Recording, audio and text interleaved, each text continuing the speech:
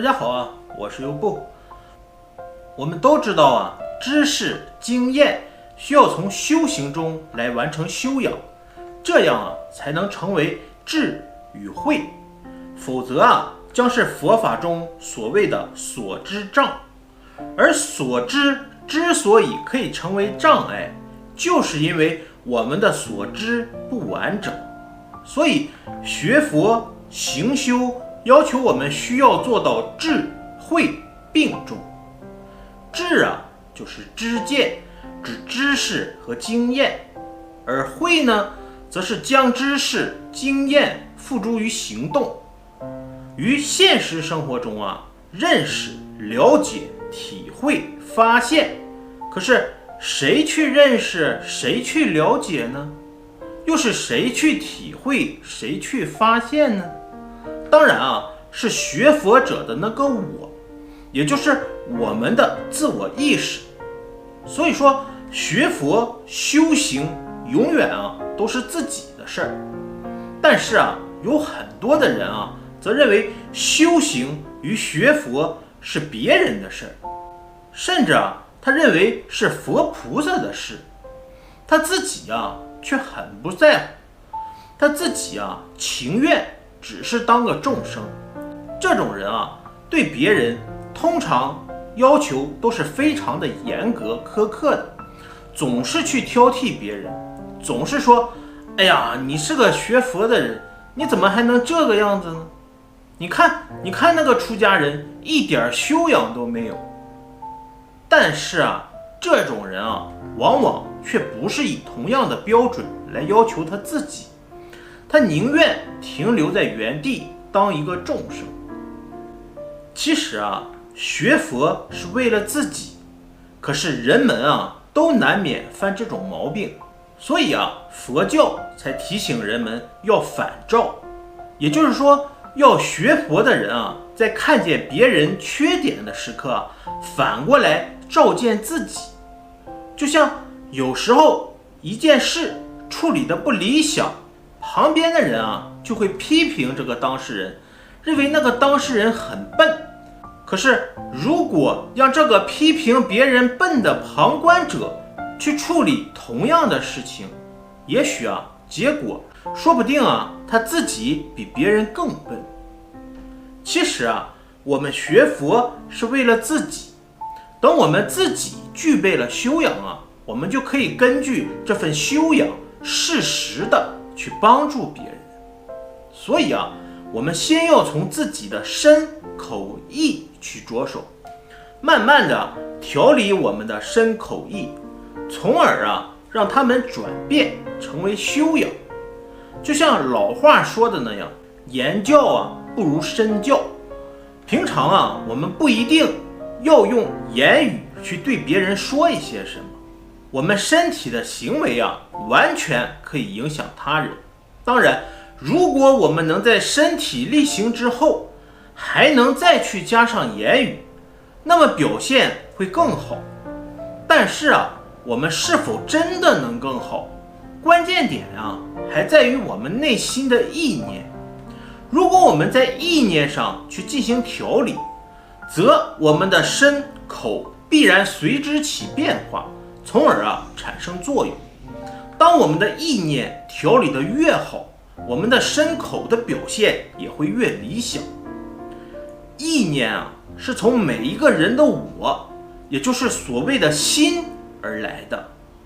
心是主宰，主宰者是否能达到好，这关系到平时我们从知识经验中的了解体会，是否从中发现了自己，认识了自己呢？这就是学佛的修行。有了修行，具备了修养，才可以肯定是在办道。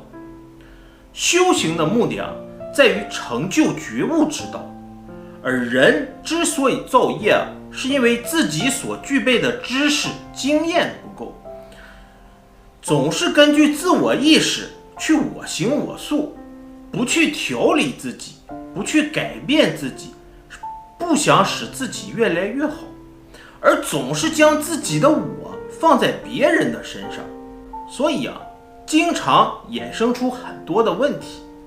因此如果平时遇到了一些看起来不是自己造成的问题，但我们呢却夹在中间蒙受伤害的时候我们不要去埋怨，还是要多想一想，是不是已经做得很好了呢？是不是还有缺点呢？如果我们能够这么时时刻刻地要求我们自己而趋向完美，那么我们自然可以通过慢慢的调理变得有修养有智慧。反而如果没有这些功夫我们就不可能达到完美，这也是种什么因得什么果的必然现象。学佛如果只谈因果报应，会让人担心害怕恐惧，感觉日子越来越不好过。所以知道了这些道理以后我们就该时时刻刻的警惕自己，要种好的因，以期盼将来可以得到好的果。人的世界有太多的约束，就像大大小小的框框将自己框在了里面，不得自在。而学佛的目的就是希望将这些条条框框逐一的解脱，将捆绑着我们的绳索一一的解脱掉。所以千万不要搞错了学佛的方向。很多人在通往解脱之余又去找了个法门，又去设了很多的框框，将自己又框了起来。其实在我看来，学佛如果你越学越平静，你越学越安详，越学越快乐，那么就表示你学对了。如果你在未学佛以前本来很好，可是学佛了以后呢，反而不自在了，感觉被束缚起来了，那么就表示你学错了方向。我们之所以要开拓自我，是为了要开发自己的潜力，而潜力的获得有道理和方法，但是不能搞错了方向。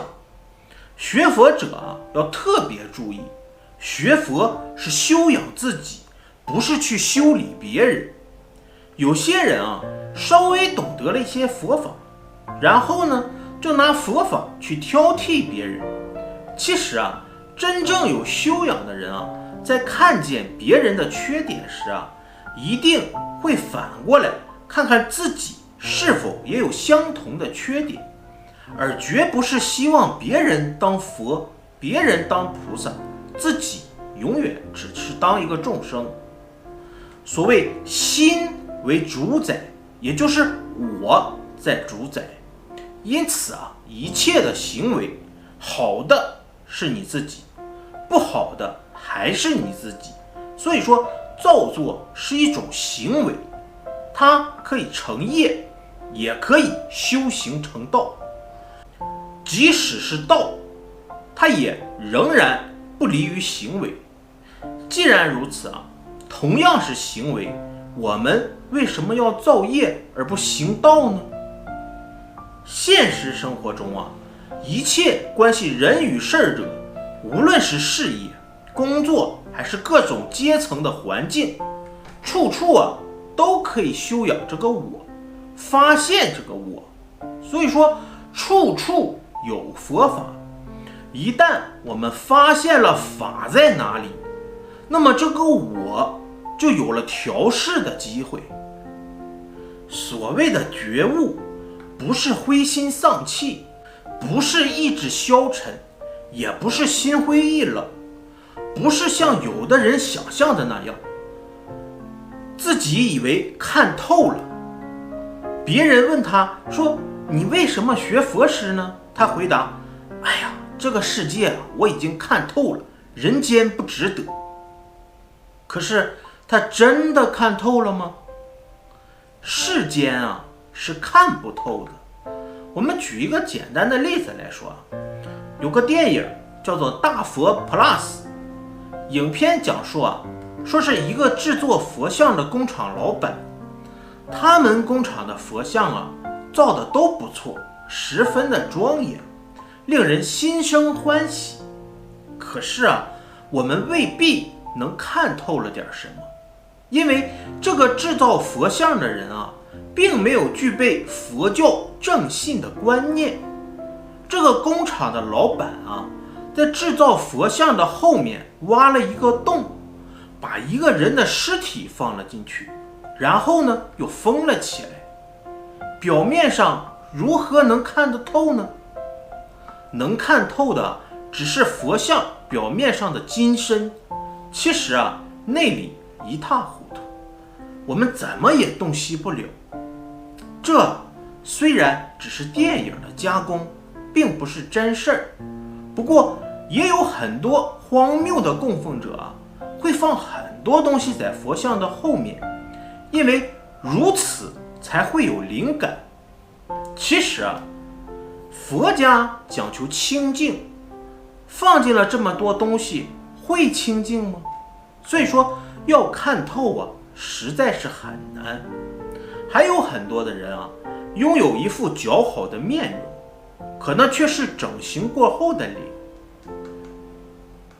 所以说啊，人不可能事事看得透，何况人生中的财色名食睡，还有这五欲呢？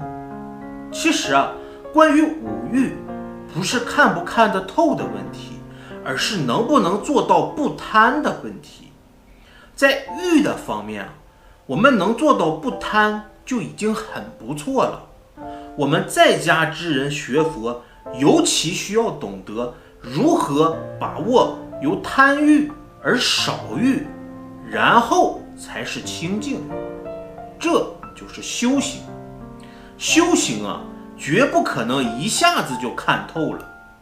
即使只是寻常的吃饭，当我们看到某一道菜似乎很好吃，我们都免不了要多夹几次菜。其实啊，这也是一种贪的现象。只求自己的喜欢与满足就是贪。自己喜欢的，难道别人不喜欢吗？如果自己喜欢，别人也喜欢，却不在乎别人，那么终将造成伤害。所以啊，我一再的提醒，学佛的大前提啊，在于不要伤害别人，自己也不受到伤害。也就是说，我们在佛法中所得到的智与慧，要在现实的生活中去实践它，让我们自己活得快乐一点，但同时也不要让别人不快乐。好的，谢谢大家，我是优步。